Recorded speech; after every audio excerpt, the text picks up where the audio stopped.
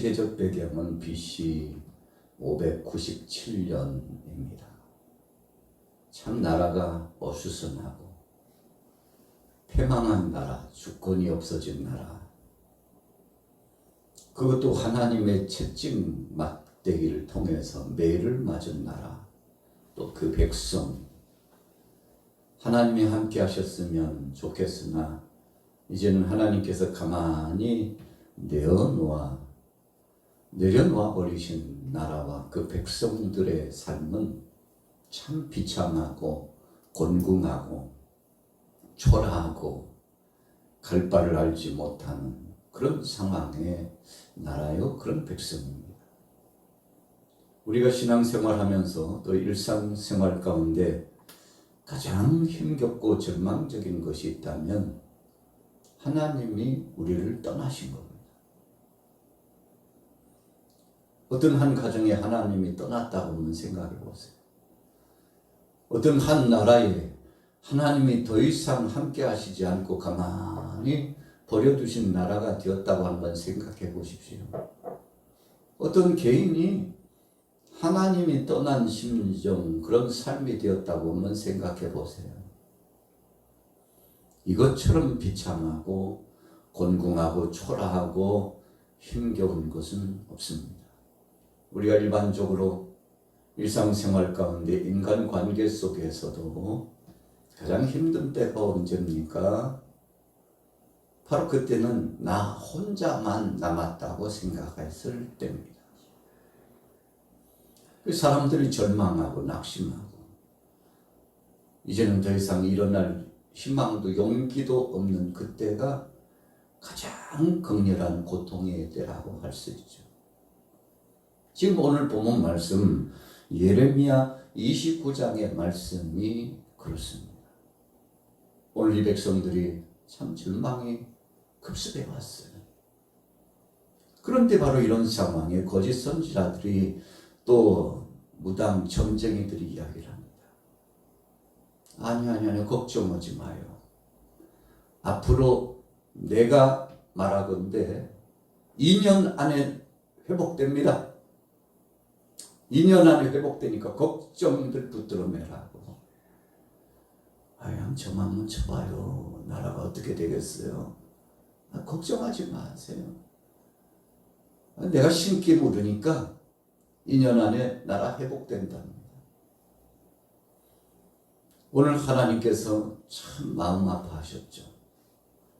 내가 말한 것이 아니고 내가 정해준 것이 아닌데 저그들 마음대로 예언을 하고 저들 마음대로 점을 쳐가지고 내 백성들을 미혹하고 넘어뜨린다. 속지 말라. 거짓 선지자에게 속지 말고 점쟁이들에게 속지 말라고 하나님이 오죽 답답했으면 선지자 예레미야를 급하게 가지고 말씀하여 주셨을까요? 이 당시에 참 선지자는 예레미야 한 사람밖에 없었습니다. 다른 여타 선지자라고 자칭 선지자라고 했던 사람들은 다 타락했고 왕의 비유를 마치고 백성들의 비유를 마치고 그냥 시대적으로 상황에 비유 맞춰가지고 아첨하면서 뭐 얻을 것 없나 생각하고 물질의 눈이 어두워져가지고 인간적인 행보로 그렇게 헛된 예언을 했던 거죠. 백성들이 하나님의 말씀보다도 사람의 소리에 더 귀를 기울이고 세상에 흘러 돌아가는 유행에 더 민감하고 그리고는 거짓 선지자들과 점쟁이들의 말에 속고 아수라장이 되었습니다. 그래서 바벨론의 포로로 끌려갔는데도 이제 더 이상은 조금 있으면 하나님이 우리 이제 회복시켜 주신다는데 아무 일도 하지 않고 불평하고 원망하고 바벨론의 그 정부에 대해서 적개심을 품고 그리고 못된 것들 우리 하나님께서 당신들 혼내줄겨 조금만 기다려봐 하면서 나태하고 태만한 삶을 살고 자기 자신을 자각하지 않고 믿음 안에 나오지 못한 이 어리석은 백성들을 오늘 예레미야를 보내가지고 야, 이 백성 좀 깨우쳐라. 내가 몇 가지 너에게 선언하건대 이 백성들에게 전하라고. 첫째는 쉽게 회복은 안 된다. 여러분 70년이라고 하는 기한을 하나님이 주셨죠. 거짓 선지자들이 2년 만에 회복된다는데 70년 이야기가 나오니까 막 까마득해. 여러분 보통 35년을 한 세대로 보죠. 그런데 70년은 두 세대.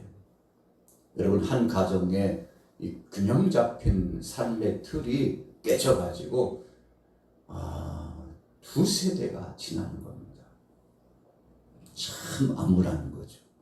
한 사람이 태어나가지고 이제 삶의 둥지를 틀고 결혼하고 정착해가지고 뭔가 하고자 하면 30년 훅 지나가죠. 자, 이런 세대를 한 세대. 그리고 자기 자녀 다음 세대를 낳았어요. 나 자신과 다음 세대를 보는 거예요. 70년이면 그 다음, 또 다른 다음 세대를 봐야 되는 시간이기 때문에 참 까마득하고 막막합니다. 그런데 하나님은 쉽게 회복될 것이 아니고 하나님의 징계의 심판의 막대기에 이 심판의 시간이 지나야 된다고 말씀하니까 얼마나 마음이 무너져 내려오는지. 여러분 그에 비해서 거짓 선지자들은 아이고 저 예레미야 말 듣지도 말라고. 하나님이 올해 내년 안에 분명히 회복하실 거요. 도대체 누구 말을 들어야 됩니까? 여러분 우리가 한 가지 길이 보이면 갈등하지 않나요? 외길은 그냥 곧장 계속 가면 돼요. 그런데 길을 가다가 두 갈래 길이 나왔네요. 이거 어떡합니까? 초행길인데 어떡합니까? 그냥 손바닥에다 침을 그냥 탁 튀겨가지고 탁탁탁 침 튀기는 쪽으로 가자. 동전은 한번 던져가지고 동전 떨어지는 쪽으로 가자. 이렇게 해야 되는 겁니까?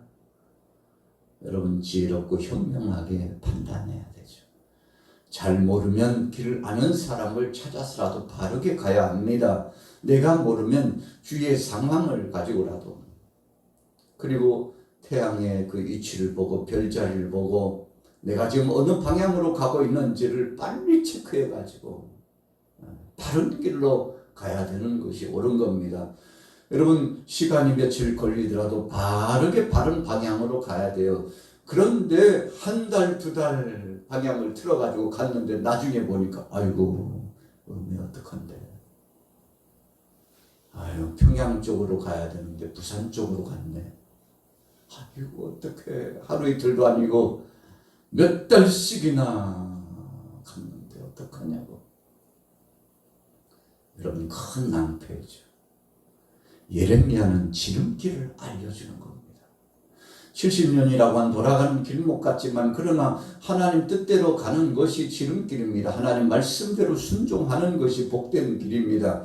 그래서 예레미야 말을 들었어야 되는데 이 백성들이 하나님의 말씀을 듣지 않고 세상의 거짓 선지자들의 말, 점쟁이들의 말을 듣고 현혹이 돼가지고 일을 손에 놓고 더 이상 일하지 않고 결혼도 무슨 결혼이야 금방 이사하고 떠날 건데. 그리고는 현재 당하고 살아가고 있는 이 바벨론의 정책에 대해서 비판하고 조롱하고 비관하고 이 나쁜 것들 하나님이 벼락 안 내리나 하면서 불평하고 내가 저들의 지시를 따르면 사람이 아니지 하나님 백성이 아니지 하면서 고집을 부리고 일상의 삶을 다 내려놓고 비관주의와 불평 불만에 빠져가지고. 여러분 오늘날도 보면은 그런 사람들 꽤 많습니다. 내 마음에 들지 않는다고 안 해요. 내가 원했던 바가 아니라고 악평하고 불평하고 조롱하고 짓밟고 발로 밟는데 아이고 그냥 귀를 열고 못 듣겠어요. 눈을 뜨고는 못 보겠어요. 여러분 왜 그런가요? 내 마음에 안 들고 내 사람이 아니라고 생각하면 왜 그렇게들 밟아버리고 조롱하고 희롱하고 함께 손에 손을 맞잡지 못하고 왜 그런 것입니까? 나쁜 근성입니다. 이것은 멸망의 지름길입니다. 여러분 이 백성들에게 하나님께서 말씀하셨어요. 그러지 말고 내 뜻에 따르라. 그리고 바벨론의 정책에 순응하고 거기서 집도 짓고 결혼도 하고 밭갈이도 하고 거기서 하루 이틀 아니야, 한 해 두해 아니야, 앞으로 70여 년을 살아야 된다고 하나님께서 말씀하신 그 말씀을 들었을 때 나중에서 백성들이 돌아와서 뭐야 2년이 지나고 3년 지났는데도 아무 소식 없잖아. 우리가 거짓 선지자들에게 속았구나. 점쟁이들에게 속았구나. 정신 차리자고. 그러면서 깨닫고 나서 이제 돌이켜가지고 자녀 시집도 보내고 장가도 보내고 밭갈이도 하고 집도 짓고 야 하나님이 때를 기다리시래. 때를 기다리래. 마음을 다잡고 이제 하나님 앞에 영광을 드리면서 야 어떻게 해야 우리가 이 믿음을 지키고 하나님 뜻대로 하나님의 성질을 알고서 살아갈 수 있겠나? 회당을 짓자. 성전은 멀리 있지만 회당을 짓자 하고 모여가지고 여러분 그래서 이때부터 회당이 시작된 거 아닙니까? 정신을 바짝 차리고 하나님 말씀 안에 기도 안에 깨어가지고 어떤 나라 어떤 상황이든지 간에 정신 차리라고 말씀하시잖아. 여기에서도 최선을 다하라고 말씀하잖아. 누가 어떻게 뭐라고 하든지 간에 협력할 건 협력하고 손에 손을 잡고 내 것이 아니고 내 사람이 아니라고 생각해도 그들과 공조하고 함께 하나님의 섭리에 순복하라고 하잖아. 여러분 어찌 보면 오늘 본문 말씀 29장의 말씀은 현대 2025년도에 살아가는 대한민국의 국민들의 심성과 얼마나 흡사한지 몰라요. 여러분 정신 차려야 됩니다. 우리가 정말 하나님의 말씀 안에 정신 차려야 되고 이 나라 이 민족을 위해서 영혼을 위해서 세계 복음화를 위해서 하나님의 뜻을 위해서 일치되고 하나 되고 그래서 손에 손을 맞잡고 서로 사랑해주고 이해해주고 용서해주고 그래야 되는 겁니다. 여러분 그래야 진짜 되기 크리스찬이죠. 어떻게 크리스찬이라고 하면서 이를 갈고 복수심의 칼날을 가지고 천하의 그런 원수가 없고 왜 그렇게 살아갑니까? 그건 하나님의 뜻이 아닙니다. 우리가 진리의 말씀을 사수하고 하나님 뜻대로 살아가야 되겠지만 중요한 것은 사랑할 자를 사랑하고 이해할 자를 이해하고 함께 손에 손을 맞잡고 가야 될 것을 함께 가는 그런 좀 포괄적이면서도 원대한 큰 믿음, 덕스러운 마음을 가지고 가게 될 때 여러분 이 나라가 잘 되고 주위의 이웃이 잘 되고 모두가 잘 되는 겁니다. 그래서 예수님이 오죽했으면 그러셨을까요? 비판하지 말라. 너희가 비판하는 그 비판이 너희도 비판을 받는다고 그렇게 말씀하시지 않았습니까? 자, 오늘 본문 말씀해 보세요. 자, 중요한 것 한 가지 7절이 있어요. 같이 읽어보겠습니다. 7절 말씀 시작. 너희는 내가 사로잡혀 가게 한 그 성읍의 평안을 구하고 그를 위하여 여호와께 기도하라. 이는 그 성읍이 평안함으로 너희도 평안할 것임이라. 나라가 있어야 우리도 나도 있는 여러분 사람들이 정신 못 차리고 이것을 망각할 때가 있어요. 여러분 지금은 자다가도 깰 때. 그래서 모두가 손에 손을 잡고 하나 되어 일심으로 나가야 됩니다. 바벨론에 갔다고 해서 아이고 우리나라 아닌데 뭐. 우리 것 아니야. 손도 대지 마요. 얼마나 복수의 칼날을 갈고 마음을 다잡지 못하고 그 고골의 수령을 향해서 막 원망하고 내가 저 양반 그냥 어떻게 해버리고 어떻게 될 거라고 막 빚을 꺾고 다니고 그랬는데 하나님 말씀합니다. 왜 그래? 그 고골의 수령을 위해서 좀 기도해. 그 지역을 위해서 기도해. 네가 거기서 살고 있잖아. 왜 네가 살고 있는 삶의 터전을 깨버리는 거야? 그러지 마. 거기서 기도해. 거기에 있는 수령들을 위해서 기도하고 지도자들을 위해서 기도하고 너와 함께하고 있는 이웃들을 위해서 기도하고 그 땅을 위해서 기도하고 그 성을 위해서 축복해. 그러면 그것이 너에게 돌아갈 거야. 여러분 참 의미 있는 말씀입니다. 우리는 한 하늘 아래 살아가면서 이 땅을 위해서 이 지역을 위해서 이 나라를 위해서 함께하고 있는 지도자를 위해서 기도하는데 너무 인색해요. 지나간 몇 년 동안 한번 보세요. 이를 갈면서 사람들이 왜 그러는 겁니까 도대체. 여러분 그것이 저주의 부메랑에 대해서 온다는 것을 사람들이 몰라요. 여러분 하나님께서 오늘 본문 말씀을 통해서 분명히 말씀합니다. 어떤 상황에 우리가 어떤 상식 가운데 처했든지 간에 그 영혼을 위해서 기도하고 그 땅을 위해서 기도하고 그 지역의 모든 사람들이 평안하고 복을 누리기 위해서 기도하라고 말씀했죠. 여러분 비단 예레미야 시대 때만 그랬나요? 아니에요. 신약에 들어가 보면 예수님께서 이 땅에 오셨을 때요. 야야 너희가 길을 가다가 어떤 사람이 오른뺨을 때리면 왼쪽 뺨도 대줘라. 속을 달라면 겉옷까지 벗어줘. 얼마나 힘들면 그러겠나. 이 말씀을 들었던 백성들이 예수님을 오해했죠. 이 뭐야? 저 양반은 우리 유다 백성 아닌가 봐? 어떻게 저 원수 같은 로마 사람을 사랑하냐고. 어떻게 저 개 같은 이방인을 사랑하냐고. 말도 안 되지. 여러분 오늘날하고 똑같잖아요. 어떻게 사랑해요? 어떻게 이해해줘요? 어떻게 포용해요? 어떻게 용서해요? 그러나 주님 말씀합니다. 용서해야지. 그게 내 뜻이니라. 사랑해야지. 그게 내 뜻이니라. 원수가 어디 있어? 너희가 원수 맺으면 땅에서 원수 맺으면 하늘에서도 하나님이 원수라고 말한다. 이게 무슨 말씀입니까? 땅에서 매면 하늘에서도 맬 것이요. 땅에서 풀면 하늘에서도 풀리라. 그대로 응하는 말씀입니다. 여러분 그래서 복음주의자들은 요나서의 요나와 같은 주인공이 돼서는 안 됩니다.